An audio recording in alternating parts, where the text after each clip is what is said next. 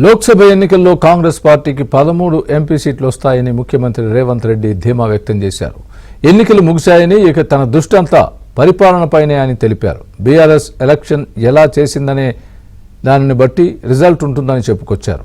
మీడియాతో చిట్చాట్ నిర్వహించిన CM Revanth Secunderabad cantonment ఉప ఎన్నికలో కాంగ్రెస్ 20,000 మెజారిటీతో గెలుస్తుందని ధీమా వ్యక్తం చేశారు.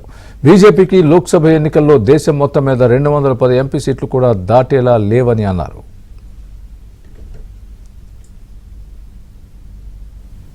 ఇదే అంశానికి సంబంధించి పూర్తి అప్డేట్ మా ప్రతినిధి సిద్ధార్థ్ చెప్తారు. సిద్ధార్థ్, చెప్పండి, రేవంత్ రెడ్డి ఏమన్నారు?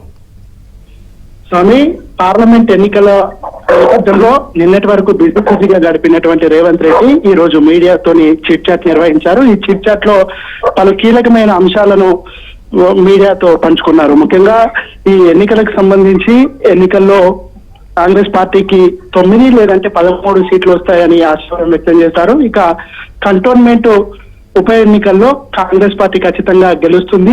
కనీసం 20,000 మెజార్టీతో కాంగ్రెస్ అభ్యర్థి గెలుస్తారని చెప్పారు. ఇక ఎన్నికలు ముగిసినటువంటి నేపథ్యంలో రేపటి నుంచి పరిపాలన పైన దృష్టి పెడతామని సీఎం చెప్పారు. ఆ పరిపాలనలో భాగంగా ముఖ్యంగా అకాడమిక్ ఇయర్ స్టార్ట్ అవుతుంది కాబట్టి విద్యా రంగాన్ని తమ ప్రియారిటీగా తీసుకుంటాము.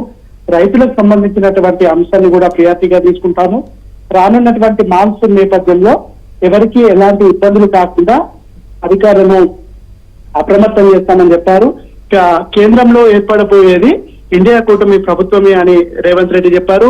15 ఆగస్టు లోపు రుణమాఫీ ఖచ్చితంగా చేసి తీరుతామని రేవంత్ రెడ్డి చెప్పారు. ఇక దీంతో పాటు ఈ రేషన్ కార్డులకు సంబంధించినటువంటి అంశాలు కానీ ఇప్పటి వరకు ప్రజలకు ఇచ్చినటువంటి వాగ్దానాలను ఏ విధంగా ఇంప్లిమెంట్ చేయాలి అనే అంశానికి సంబంధించి రేపటి నుంచి దృష్టి పెట్టనున్నట్లు, దాంట్లో భాగంగా రేపటి నుంచి సెక్రటరియట్ కు వెళ్తున్నట్టు కూడా సీఎం రేవంత్ రెడ్డి చెప్పారు.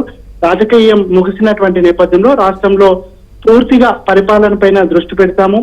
విమర్శకులు ఏమన్నా నేను పట్టించుకోను, రైతు బంధు పూర్తి చేయరు అని ఎన్నో విమర్శలు చేసినా రైతు బంధు అందరికీ చెల్లించాము. దీనికి క్రెడిట్ బీఆర్ఎస్ వాళ్ళు తీసుకుంటే తనకొచ్చే ఇబ్బంది ఏమి లేదని కూడా రేవంత్ రెడ్డి చెప్పారు. ఇక మెట్రోకి సంబంధించి మెట్రోని మేము అమ్మేస్తామని ఎల్ఐటి వాళ్ళు ఒక స్టేట్మెంట్ ఇచ్చారు. ఒకవేళ వాళ్ళ ఆస్తి వాళ్ళు అమ్ముకుంటే మాకు వచ్చేదో లేదంటే పోయేదో ఏమీ లేదు అని కూడా రేవంత్ రెడ్డి స్పష్టం చేశారు.